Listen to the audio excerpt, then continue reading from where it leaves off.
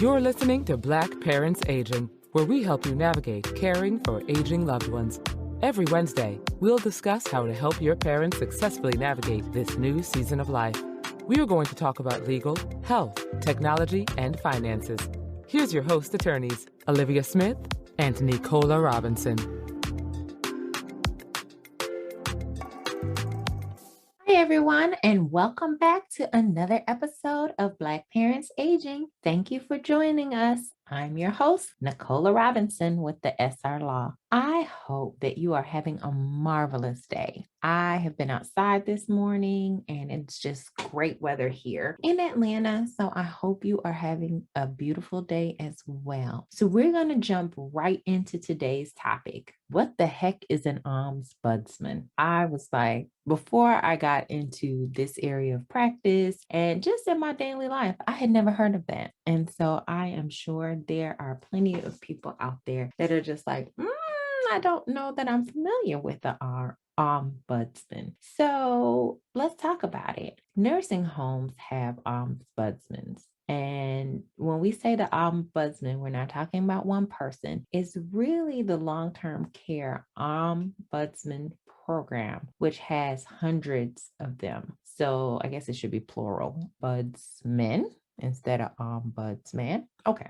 maybe. I don't know. This term is something that you probably, if your parents work for a union, maybe they probably have mentioned that, but really they are problem solvers. This is what I have come to know and appreciate about them. They are the people you go to when you have an issue, especially if you have a parent or a loved one in a long-term care facility and they have complaints. Then you need to know and really understand the ombudsman program in your area. In theory, they really are working towards improving senior care. I think that is the big objective for the entire program. And this is a big program. This is not just a local type situation. So I would say if you wanted one word or a description, I would say they're an advocate.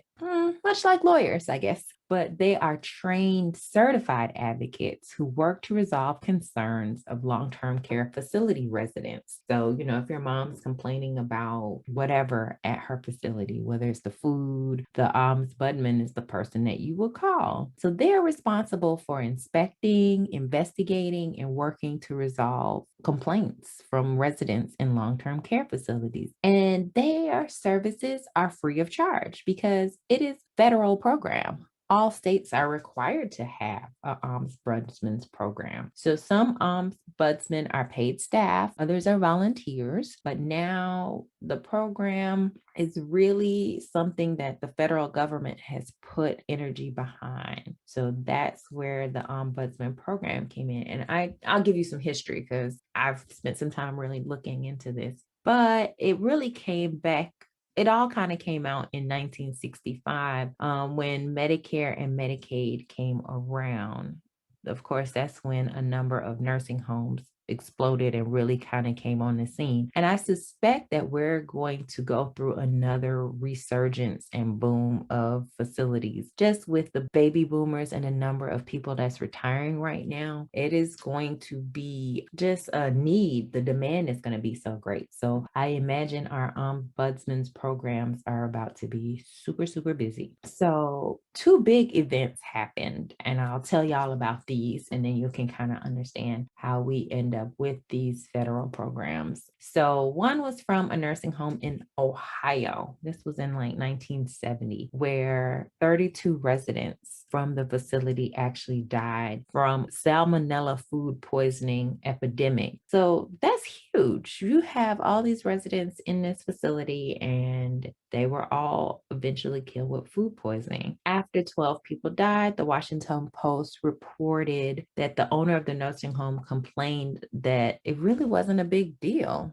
Isn't that crazy? I can't even imagine if I was running a facility, I would just be like, oh, well, people die. No, you really need somebody to go in and look into that and figure out what's going on. So the New York Times had reported that the outbreak was not reported until 5 days after it was even reported, after 25 people had already died. So that's super crazy. But at that point, there was nobody that was investigating and nobody to really look into it. So after that, there was another facility outbreak as well. Again, that was another one where a bunch of people eventually died from, I think that one was in Maryland. If I remember correctly, the second one was in Maryland. And I think 25 people died in that one. And that's when the president at the time, that was President Nixon, he said, no, we need to do something else. And so that's when the Ombudsman program kind of came around. So around 1971. By 1978, each state was required by law to have an ombudsman program. And so today, it operates in all 50 states, in the District of Columbia, Puerto Rico, and Guam. So even if you're not in the state where your parents might be in a facility, find out about the program that's in the state that they're in. Because again, by law, there's required to be someone there. And the ombudsman programs, they do education. They really want to help people to understand their role and what they can do and what your rights are as a citizen and as a resident in a long-term care facility. Just because someone is in a facility, they haven't lost their rights. And so it's very important to remember that. And if there are issues, to be able to reach out to the ombudsman program. So in a non-COVID world, I mean, we're still in COVID, y'all. It's wrapping up though. I am optimistic. People are getting vaccinated and we are moving around the country and starting to kind of get back out there. Masks are starting to come down. So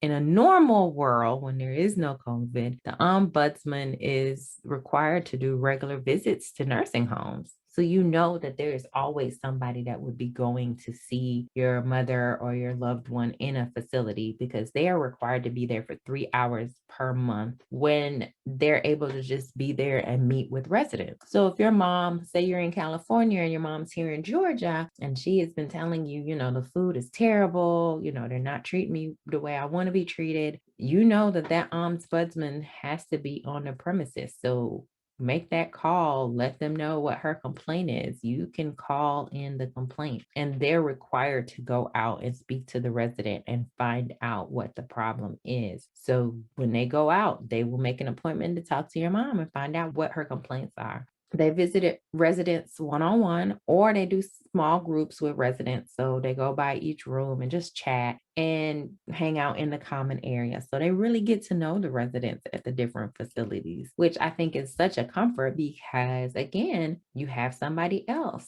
that can really be an advocate for your parents when you may not be able to get to them. Now with COVID, things have been a little bit different. And so ombudsmen haven't been able to do the visits like they normally would. And so I looked at their 2020 annual report for the Georgia office of the state long-term care ombudsman program. And pretty much everything in the report was about COVID and some of the changes and some of the things that they had to deal with, because many residents caught COVID. So they had to investigate a lot of that. Then they couldn't really make the visits and go to the facilities like they normally would. And families were calling in complaints about not being able to see their loved ones, and residents were calling to complain they were confined to their rooms and not being able to eat in the dining room or seeing their friends. A lot of residents called in about being isolated, feeling lonely, bored. And remember, we had an episode about that. So I am sure there was a huge spike in that as a result of COVID. So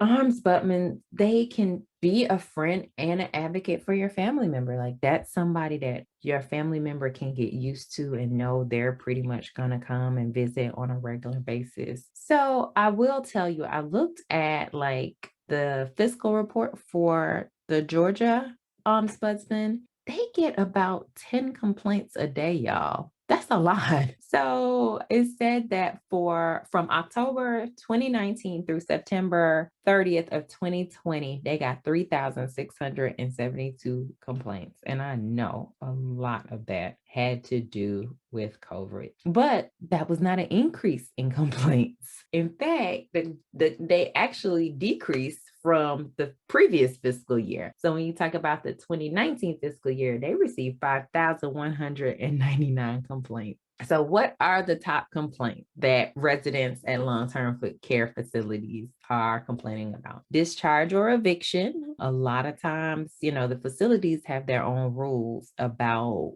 their procedures and what type of residence they want and who can be evicted. So if your parent is faced with a discharge or have received any notices of a potential discharge, you definitely want to reach out to the ombudsman because they can step in, kind of mediate the situation, do the investigation, figure out if it is a wrongful discharge. That is huge, especially, again, like I said, if you don't live in the state and you're having to fly back and forth to try to figure out what's going on. So you definitely want to get the ombudsman program involved. They got a lot of complaints about residents not feeling like they were being treated with dignity and respect. They felt that they got complaints about the staff in the facility not responding to requests of the residents, like whatever those requests may be. They felt like the staff was really slow about getting around to whatever it is that your family member or loved one might be asking of them. And then, of course, food service.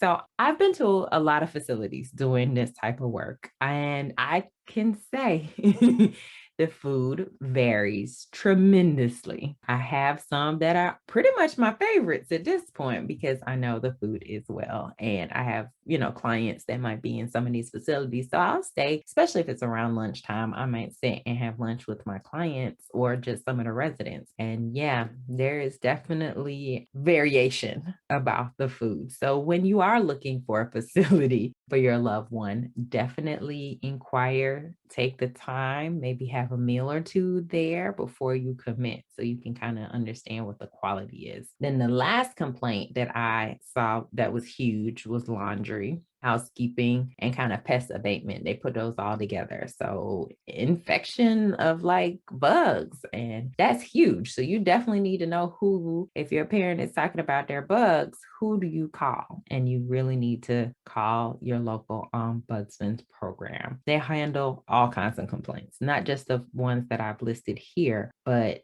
they come in for everything. And so anything big or small, they are the people that you need to know. And you can make the call. Like, they're going to go out to see your parent, but you can be the one to say, hey, my mom is in X, Y, and Z facility, and they will go ahead and go out and talk to her and hear it from her firsthand. All right, guys. So that's Ombudsman 101. Now you know. My goal is to be able to get someone from our Georgia office on the show so they can really tell you firsthand about their role and educate you, as I have had to get educated over the years and have had to bring them in sometimes when clients are asking for stuff. And I'm like, okay, I'm at a loss for this. Usually the ombudsman knows exactly what's going on and knows exactly how to remedy the situation. So Google it, look it up, get to know it in your area or get to know it where your parent might be in a facility. And if you have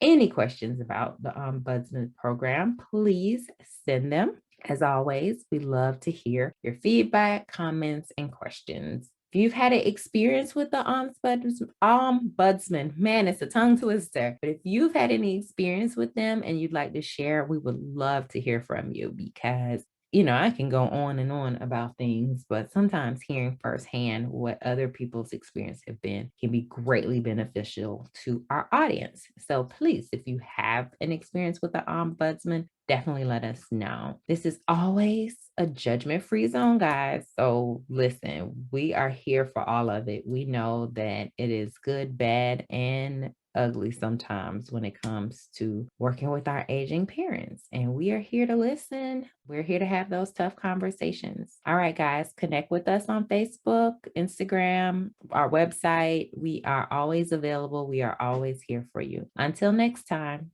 take care.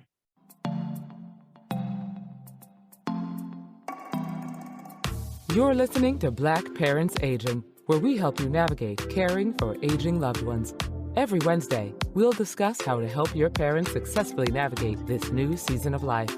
we are going to talk about legal, health, technology, and finances.